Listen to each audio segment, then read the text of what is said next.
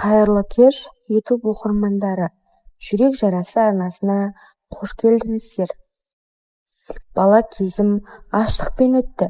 Ас сусыз емес, мейірім мен тыныштық аштығы еді ол. Әкем бар болса да жоқ адам. Алғаш үйге келгені бір азап, келмегені бір жұбаныш. Анам ауырып жататын. Больницадан шықса да жүзі солғын, көзі әлсіз. Бірақ сонда да маған қарап жымиып қоятын. Сол жымиюы мені тірі ұстады. Анамның алатын азғана пенсиясы ғана бізді күнде кешке дейін жеткізетін. Бірақ ол ақша бәріне жетпейтін. Кейде үйде нан да болмаушы еді. Дүкенге қарап тұрған сәттерім есімде. Аузыма бір түйір кәмпит салғым кеп, қалтамды сипасам бос. Жүрек жылайтын, бірақ көзден жас шықпайтын. Үйде інім екеуміз едік. Бір күні ата-әжесі оны алып кетті. Балаға дұрыс тәрбие, дұрыс тамақ керек деді. Мен қалдым. Науқас анамның қасында, қабырғасы қайысқан үйде. Сол күннен бастап мен бала емес, үлкен адам боп кеттім. Сабақтан келіп, анама тамақ жасап берем. Арасында дәрі іздеп, дәріханаға жүгірем. Кейде үй суып кетсе, есік алдындағы қураған бұтақты жинап, от жағам. Құрбыларым ойнап жүргенде, мен уайымның ортасында жүрдім. Анама қарап, өзімді мықты болуға мәжбүрледім. Жылағым келсе де жыламадым.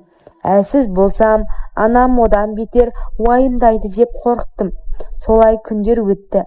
Қарным аш болса да, жанымда анам бар екенін білетінмін. 16 жасқа жеткенімде әкемнің ажалы арақтан болды. Бауыры іріп кеткен. Дәрігерлердің айтуынша үміт қалмаған екен. Аяқ-қолы істемей қалған әкемді ешкім бақпады. Қуыс бөлмеде жатты. Тезірек кетсе екен деп тамақта бермедім. Су деп алас ұрғанда ғана суды аузына әзер құятын едім. Әкем азаппен арғы дүниеге кетті. Мен қайғырмадым. Жылай да алмадым. Жүрегім жеңілдеп қалғандай болды. Қуандым. Қорқыныш кетті. Әкем ішіп келген сайын анам жоқта мені сүйреп, күштеп мені өз қызын қинайтын. Анам бір жылдары инсульт алып, сөйлей алмайды, жүре алмайды. Әкемнің ит қылығын мүмкін іштей бәрін сезетін шығар. Сол күні көршілер келіп, көңіл айтып жатты. Кейбірі жақсы адам еді деп көз жасын сүртті. Ішімнен сол жақсы адам анамды неше рет жылатты екен. Өз қызын 2 жыл бойы қорлап келгенін білсе ғой, деп ойладым. Әкемді жерледік. Қара жер құшағына алған күні мен бір жола есейіп кеттім. Бұл жолы мүлдем. Інім алыста. Анам әлі де әлсіз. Үйде тірек, тек мен. Қар ерте түсті. Сол жылы. Бірақ ішім жыл еді. Қорықпайтын болдым. Босағада күтіп тұрған үрей жоқ. Есікті өзім ашамын, өзім жабамын. Енді бәрі менің мойнымда. Кейде өзімнен сұраймын, әкеңді кешірдің бе деп. Жауап жоқ. Тек үнсіздік. Бірақ сол үнсіздіктің ар жағында бір шындық бар. Балалық шағымды ұрлағанына өкінем. Әкемнің топырағы кеппей жатып, есік алдына бөтен дауыстар естіле бастады. Анамның нағашы туыстары, бірі құшақтасып, бірі қабақ шытып, қазалы үйге үйреніп алған қалыппен кіріп келді. Қаралы үйдің тыныштығын олар емес, өздерімен бірге еріп келген бір шал бұзды. Кейін білдім, ол анамның туыс ағасы, анасының інісі, өмір бойы бастық болған. Қызметтің соңынан қуып жүріп, шаңырақ көтермеген жалғыз басты. Ақ шашы тарақпен емес, тағдырмен таралғандай. Сұп-сұр, қолында түйіншек, жүзінде шешім. Осында қалам дегені көзінен көрініп тұр. Туыстар дүр етіп сөз бастап кетті. Күйеуің кетті, жесір атандың. Үйіңде бір еркек кіріп жүргенге не жетсің? Ағаңды қолыңа ал. Пенсиясы бар. Отын суыңды қамдап, көмектесіп отырады. Анам үнсіз тыңдап, бас изеді. Келіскендей. Тек мен ғана керек емес деп қарсы шықтым. Сол сәтте отыра қалған әңгіме отқа май құйғандай лап етті. Туыстар бірден жеп қоятындай төне түсті. Ертең сен кететін қызсың, шешең жалғыз қалады. Арбаға таңылып, тыныш отыр, аузыңды жап, деді анамның жеңгесі өңменімнен итеріп өткендей суық үнмен. Бұдан кейін ешкімге ештеңе дей алмадым. Менің қарсылығымды ешкім тыңдағысы да келмеді. Әлгі шалдан құтылу олардың бар ойы. Ал мен тұңғиыққа батып отырмын. Бұл шал жақсы болса, неге әкеліп тастап жатыр? Әлде шынымен көмектескен түрлері ме? Шын көмектескілері келсе, баяғыдан бері қайда жүр? Осындай ойлармен бір орында тапжылмай отыра беріппін. Әй қыз, тұр енді, деп анамның жеңгесі қолымнан тартып орнымнан тұрғызды. Не істерімді білмей абыржып тұрған маған оның үні әмір секілді естілді.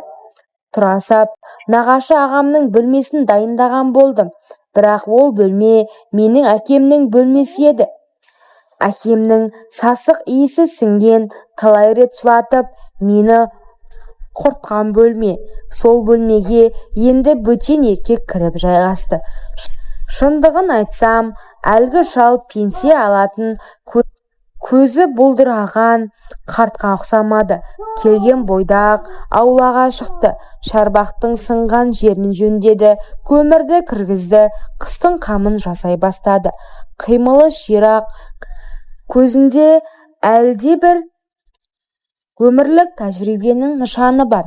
Еркекке тән мығым мінез секілді. Мен өмірімде әкемнің қолына балға ұстап бір тірлік жасағанын көрмеппін. Ал бұл кісі басқа екен. Алғашында жатсынғанмен күндер өте келе үйреніп кеттім.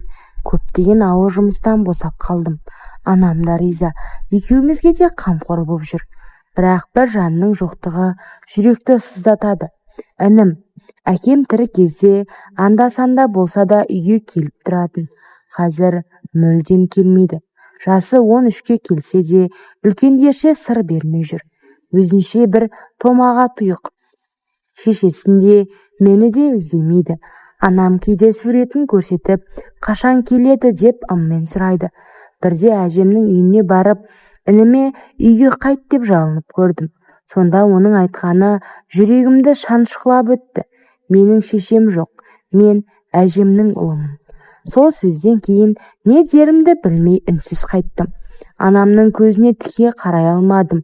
Ол болса күні-түні терезеден көз алмай отырады. Келіп қалар ма екен деген үмітпен. Күндер өтіп жатты. Барлығы керемет сияқты еді. Көктемде келді. Көктем айы анам үшін ең қиын ауыр ай. Сол айда жиі ауырып, ауруханаға жатып қалатын. Тағы да ауруханаға жатып қалды. Бұл уақытта әлгі нағашы ағаммен тіл табысып кеткен едім. Ол мені еркек ретінде қызықтырды десем де болады. Барлық пенсиясын менің қолыма ұстатты. Мені қаншайым сияқты сыйлайтыны қатты ұнады. Шынымды айтсам, мені ешкім осы күнге дейін қыз ретінде ешкім қарамады. Анау айтқандай сұлулығым да жоқ. Жігіттер жағы да еш уақытта сөз айтпаған. Бәлкім, еркектің жылуына, әке жылуына зәру болдым.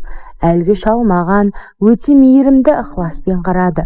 Сол себептен шығар, өзім бастап, ақырында бол шалдың алдында көрінуге тырысып, көзіне түсіп жүрдім. Содан жалғыз қалғанда ол ақырындап қол жүгіртті. Мен ештеңе демей келістім. Өйткені ол шал өте сыпайы, тіпті төменгі жағыма келгенде сондай ақырын еді. Таң қалдым. Тіпті бұл сезімді айтып түсіндіре алмаймын. Ол ешқашан маған жақындап істемеді, тек басқа жағынан. Мен оған шыдамай, жасашы деп жалынып жүрдім. Жасы 60-тан асса да өте қуатты еркек. Бірақ ол маған жүкті болып қаласың деп айтты.